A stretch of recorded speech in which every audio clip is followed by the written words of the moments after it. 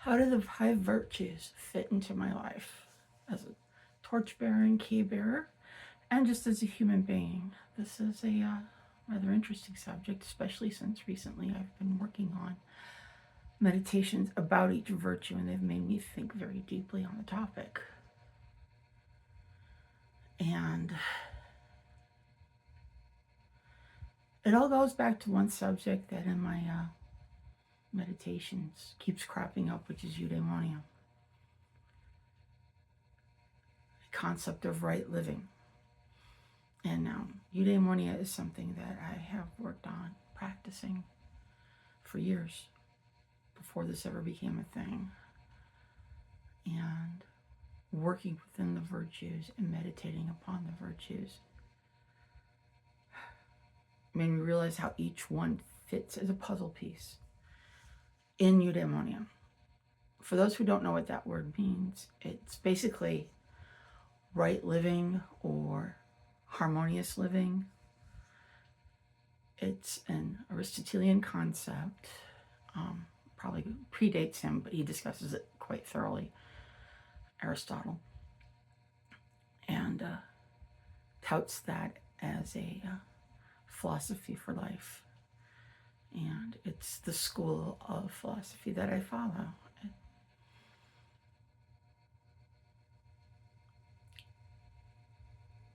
Harmonious living is embodying all 5 virtues as much as you can.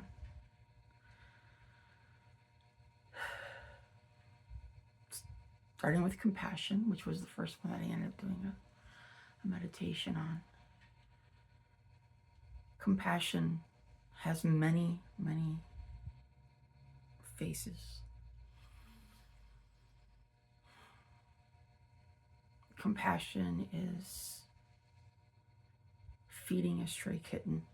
It's reaching out to a friend whose heart is breaking because they just lost their mother or their father. It's being kind to a stranger.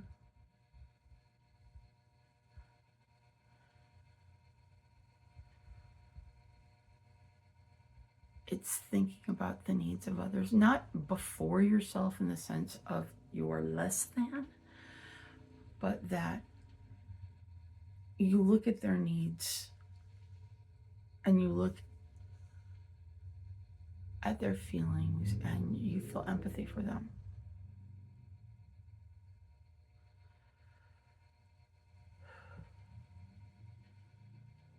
And you don't turn away. You don't turn a blind eye. Sometimes the only thing you can do compassionately is hold space for somebody who is in a place where they cannot be helped. And just let them know that they're not alone.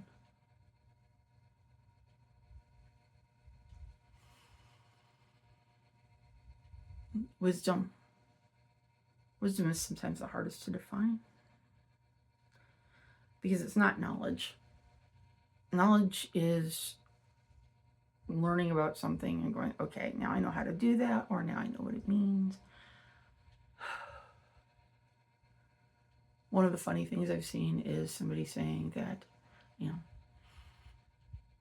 wisdom, knowledge is knowing that a tomato is a fruit. Wisdom is knowing that you don't put it in fruit salad. It's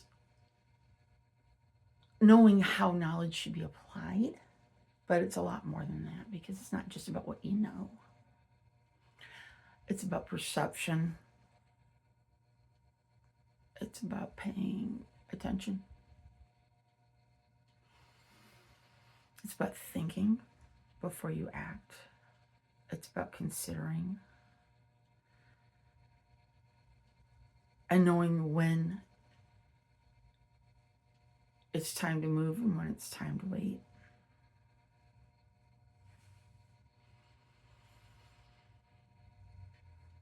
It's so many other things, but again, living that one is sometimes very difficult. Our world is quite go, go, go, do, do, do, no, no, no. And about that fast. Everything happens instantly. There's a 24-hour news cycle. everything is geared towards instant gratification, immediate meeting of wants, and that's a big difference. Wants are nice, but look at needs. Wisdom focuses on needs. Wants are peripheral. You need food. You want a cheeseburger. Big difference.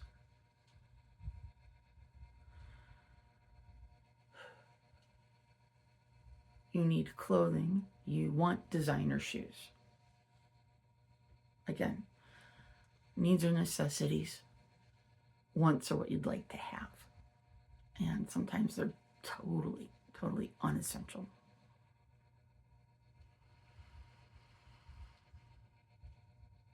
Our culture focuses so much on want that so many people's needs are left behind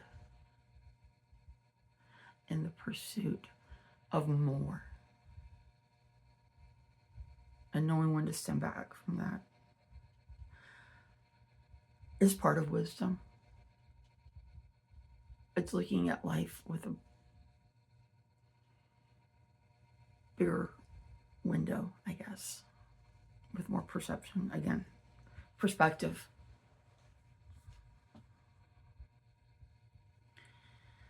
And that one can be hard to do. Impulse control can be difficult. I can be impulsive. But I've learned when it's my intuition guiding me and when it's a superficial urge. And that's a big thing.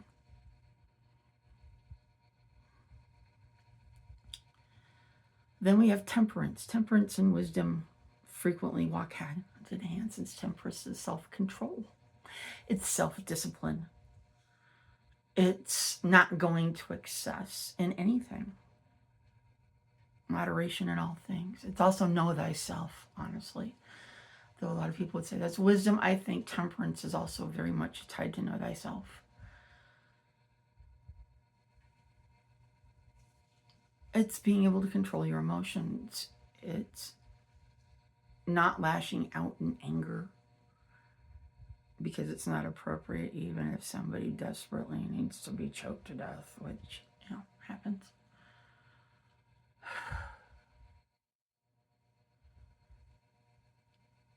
Temperance is being measured, and temperance, again, focuses on needs rather than wants. It focuses on considering.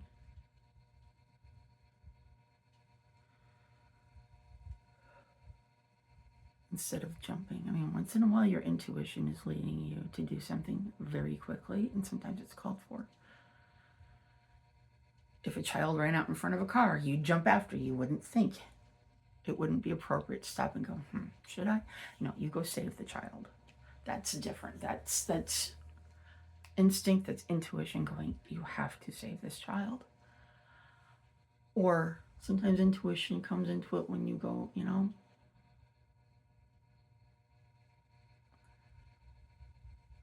I am not feeling that something's appropriate and I'm going to step back from it. And sometimes it's going, I absolutely have to follow this path now. And it's not because you're feeling a compulsion. It's an impulsion.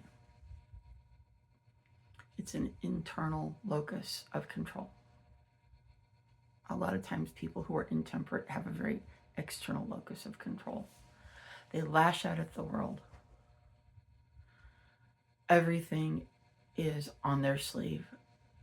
People who have an internal locus of control have an easier time being temperate. Not always. But it doesn't hurt. And focusing on that locus of control is a big part of embodying temperance. All right, courage. Courage these days, if nothing else, is lacking, sadly.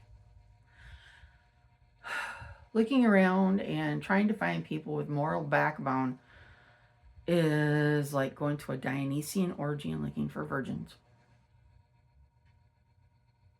You might find one, but you're going to really be shocked when you do.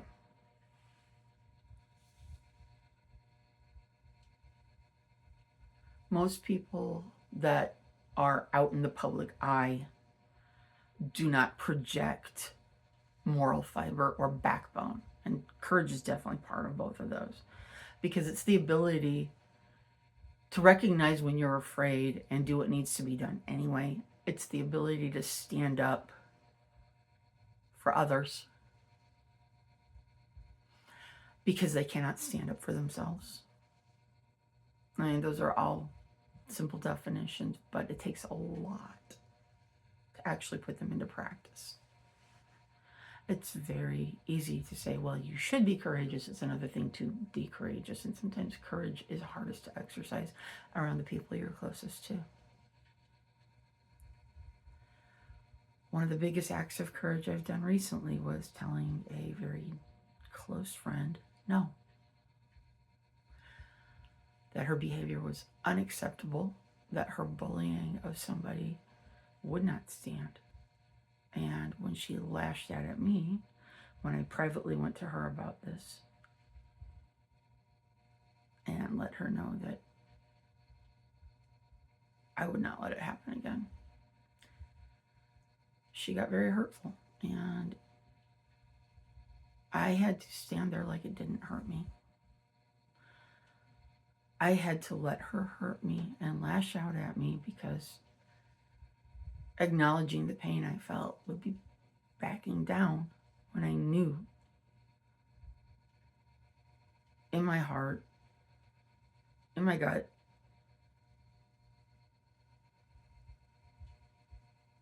that saying, yes, it's fine, no big deal, go ahead and do what you're going to do,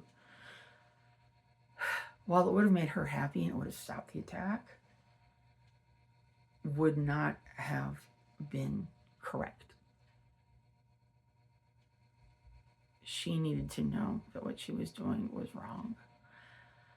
And because I was not only her friend telling her this, but we were in circle when the behavior happened, I was also speaking to her as priestess, and go that type of behavior is never acceptable in circle. I'm sorry, you just can't do it. And not even apologizing, the I'm sorry stayed internalized. It was just, no, you can't do that. It's not acceptable. There are no exceptions.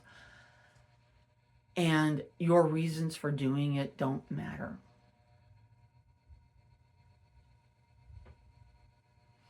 The fact is, you did it in front of everybody. You made somebody miserable who's never done anything to you. And that was a very hard thing to do. Especially looking at somebody that I've spent over a decade being friends with. And she's one of my closest friends, and it did damage the friendship. It's damaged the friendship quite a bit on my side.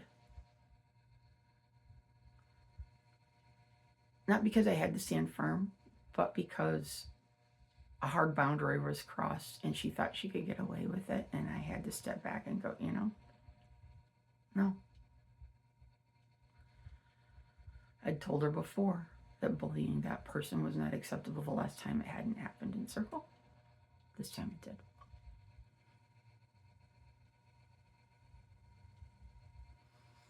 But yeah, that's how most recently I even summoned courage and done what had to be done in the face of somebody who could hurt me deeply. And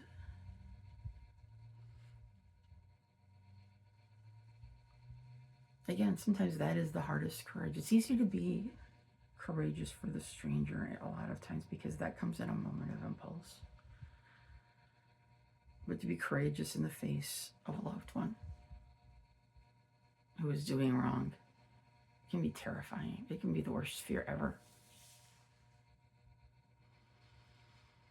And then There's justice, and courage and justice are just like, wisdom and temperance. A lot of times they go hand in hand, because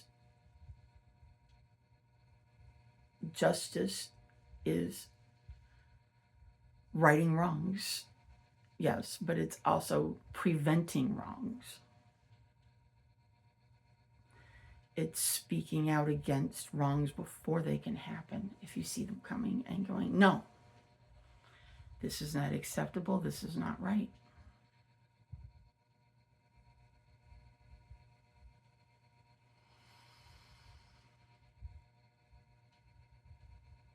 So, I mean, the 5 are really parts of a whole. They all mesh.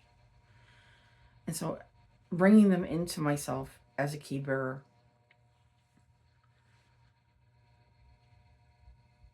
really just means having integrity.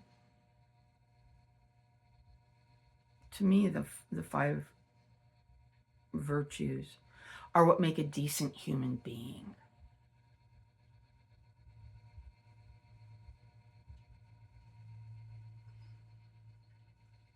And so they are all necessary, each in their time. Sometimes all combined together. It's very hard to differentiate. And you're like, oh, now I'm being courageous. Now I'm pursuing justice. Now blah, blah, blah. No.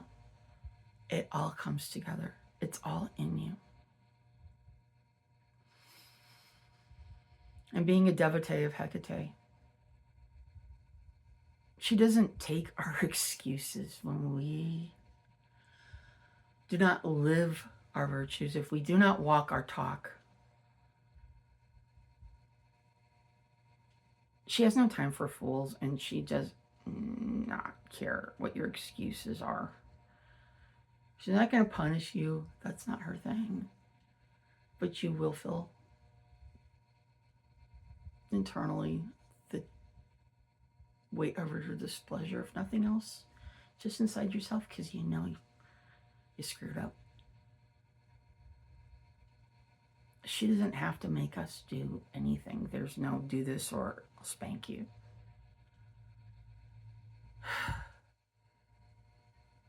That's not what being her devotee is about. It's not what being a torchbearer is about. And it's definitely not what being a keybearer is about. On all levels,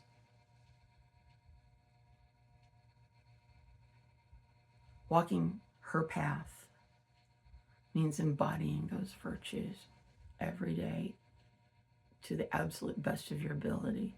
Knowing that sometimes you're going to screw up. Knowing that sometimes you will fail.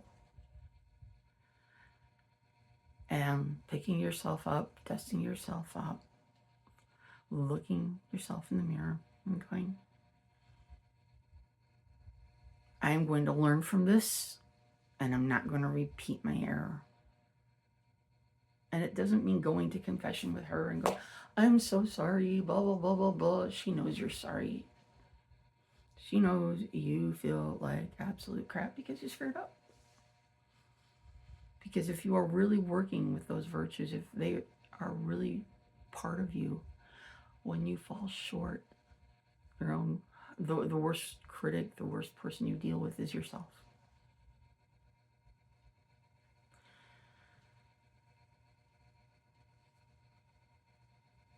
And that's what we should all strive for.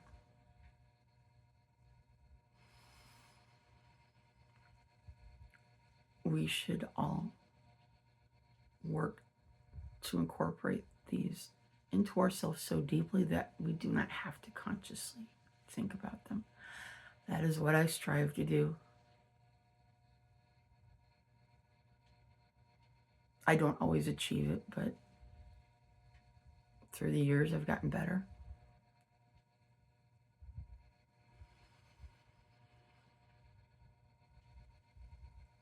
And if anybody needs somebody to talk to about this, I am always here. My hand is always out in compassion.